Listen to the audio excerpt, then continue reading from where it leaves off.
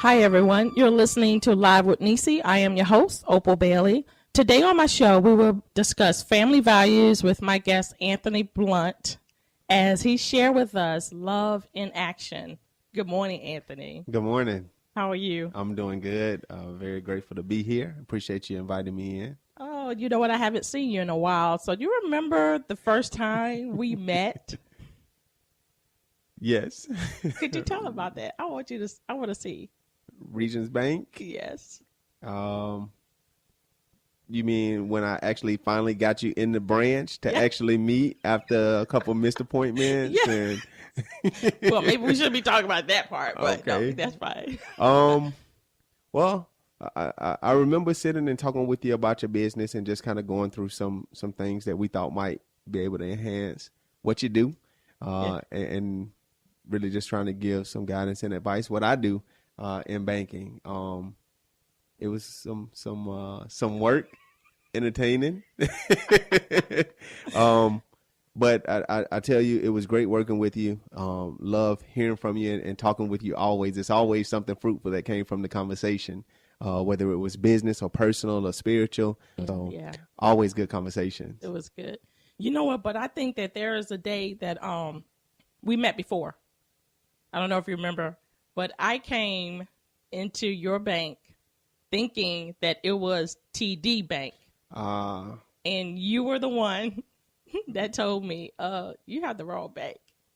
And I thought about that like last week. I was like, wait a minute. I met him before, and that might have been like years before I even came into your bank. So, and the reason I'm bringing it up, it goes in line with our topic on love in action, because the things that you were sharing with me as far as with my business and how to improve my business and how to keep everything on track, it just showed how much love you had for me, even though you didn't know me, but for what you do.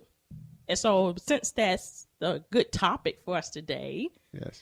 share with us a little bit about yourself. How did your family values and how did that love in action into you in order for you to bring it out to others? I mean, I would have to say my upbringing with my mom. I grew up in a single parent home with just me, my mom, and my younger sister. My mom understood and she communicated to me all the time that it takes a man to teach a boy how to be a man. And I appreciated her for understanding that and not trying to raise a man as a woman. And so she put me around my uncles a lot, my grandmother's brothers. And so I just really grew up old school. And I grew up around a lot of older people where if I got in trouble, that news made it home before me. And when I got home, I got in trouble again for somebody having to get on me away from home and just not representing my family well. And my mom and my uncles, they really instilled that in me. And just the relationship that I had with those in my community because of that, I was always open to helping my neighbors and just helping those in my community because of the relationship that they had with my family and the importance that my family put on representing the family well. And, you know, when you're out, you know, when people look at you, they see me. You know, my mom and my grandma would tell me and my uncles, you know, that I represent them when I'm away from home. And I wanted to do a good job at representing my folks because I loved them, you know, and they spent so much time and energy and helping me learn to do the right things. I wanted to represent them well when I left home. And so, you know, when I got into the workforce and started working, I wanted to be able to do something I could be passionate about. And I love people, you know, so anything that I'm doing, I'm helping people. I'm in my element. And so banking is no different. I love being able to help people have some type of financial liberation or some type of financial freedom and being able to just have a control on it and not being stressed out about it. So I guess in a nutshell, that's kind of it. Well, you said something that's powerful when you said you raised up in a single parent home. And, you know, and sometimes as single parents, when we're raising up men, young boys, that we tend to train them as the mother, you know, come help me in the kitchen, you know, come clean the dishes, you know, come help me with the groceries or come do this. We don't normally hear a single parent putting their son with men and say, okay, you go to your uncles, you go to your brother or cousin or something, and you let them train you in the way that you should go. And that's basically what your mom did, was kind of train you in the way that you should go. So I know that you said you not only operate with this quality in your business, but you also operate it in the community. So tell us about what you do outside of your home. Oh man, I'm always on the go. I serve as the treasurer for Rockledge Youth Football. This is my third year coaching there. I coach senior flag this year, and I'm the youth minister at Fitz Boulevard Church of Christ. So I spend a lot of time with the kids there. And anything where I see there's just some opportunity to be around some of the younger folks. You know, my kids one day will be looking up to them. And so I believe if I can invest in them now, when my kids are looking up to them and they're at that age where it's not cool to listen to daddy anymore, at least I'll have some impact and some type of influence on the folks that they are looking at. And so, you know, I do things mindful of the next generation and then, my children and their children. But I try and spend as much time as I can on the ground in the neighborhood that I live in and operating and letting people see me because that's where I come from. And if it wasn't for people like that doing things for me, it's no way I'd be where I'm at today. Wow, That's awesome. So it's more like love in action. You're giving back what you was given. And that's important in our society today because sometimes it's all about us. You know, it's all about what I'm going to get, what somebody going to do for me, what I deserve. And it's powerful to know that you have that heart and that passion for young people. And how are they receiving you with how you're teaching them? What kind of teachings are you giving them when you're coaching, you know? I mean, I work with a wide range of kids. I mean, my younger kids, I think probably what I do different than some other folks is my younger kids, and when I say young, I mean that 5 to about 7 or 8 range. Mm-hmm. I talk to them like they're adults. I don't belittle them. I don't talk to them like they don't know. I'm very straightforward with them, and I keep things off of them and on the issue. And they understand things like that, you know. And I'll give you a good example. I have a young kid that played football with me, and I spent time with him. He's been coming to church with me. But when I talk to him, I talk to him about making good decisions. Mm-hmm. I talk to him about what are leadership qualities that he possesses. And I talk to him about being in control of himself and not allowing others to control him. And you would think, you know, for a 6 or 7 or 8-year-old that might be over their head.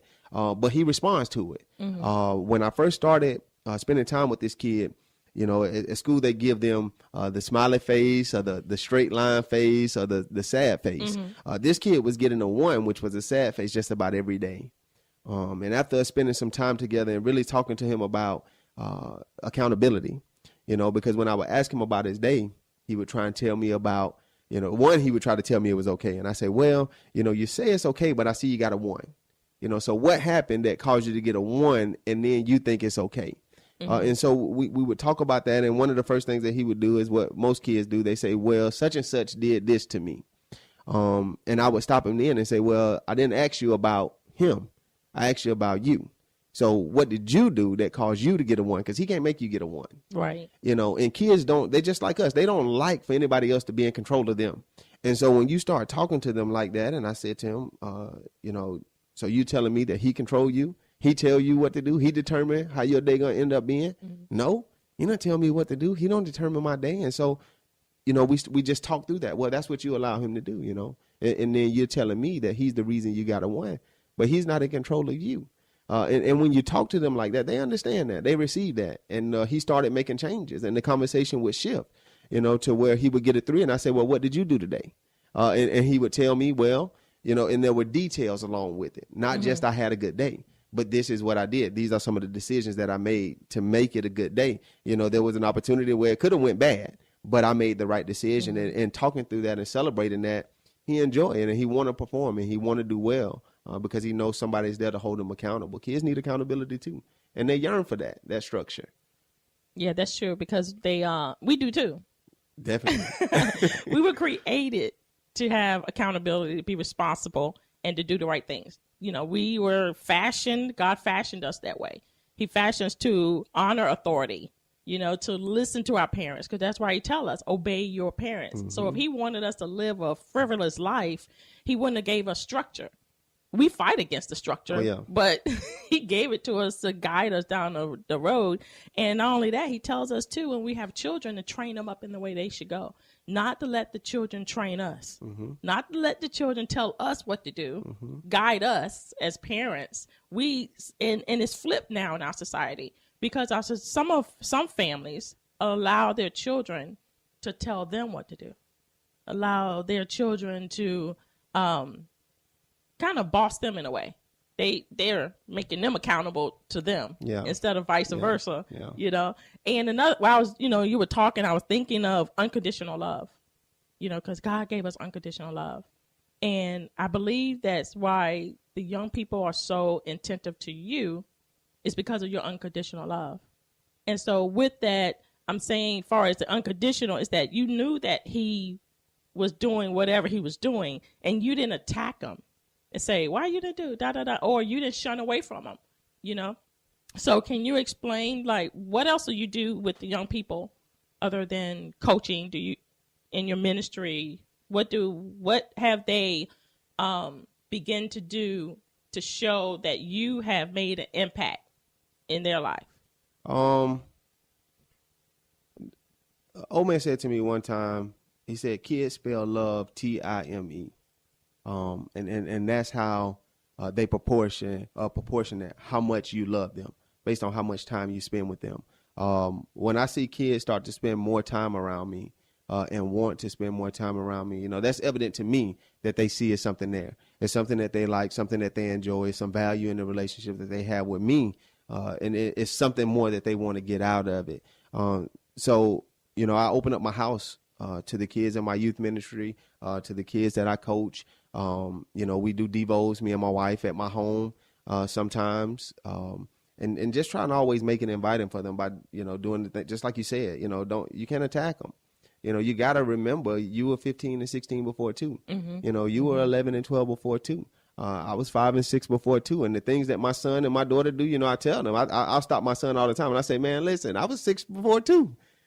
I've done that a couple times, and he look at me crazy. I say, yes, that same thing. I've done that a couple times. But he's more receptive to it then, because I'm not beating him up about it. I understand. I can relate to it. That doesn't make it right, because I understand it's some things that we need to adjust. And we just talk through it. But you can't treat a kid like you don't know, like you don't understand, right. Like you can't get why they do some of the things that they do when you've been down that road. Yeah. You understand, if you're dealing with hormones you can't control, you're trying to figure out things that you don't understand. For little kids, you're just curious and you want to know, you want to test and see what you can get away with. You've done it too, so just being understanding to that and being open, not trying to be so holy or so mature now that you don't get it. So, and I think too, what's important is being real. That's what you're saying, basically. All day.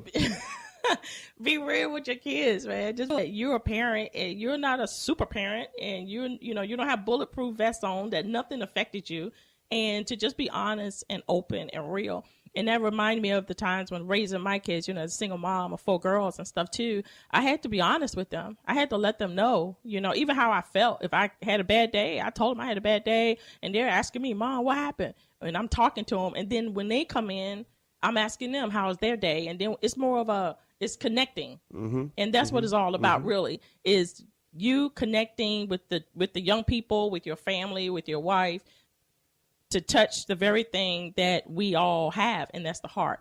Once you have the heart, you can change anybody. It's once that person's heart's been changed, they can change the choices that they make. As they a man can change. thinketh in his heart, such is he. Yeah. That's true. That's why everything flow through the heart. Yeah. That's when you change that and you change the way that you think, that's where life flows from.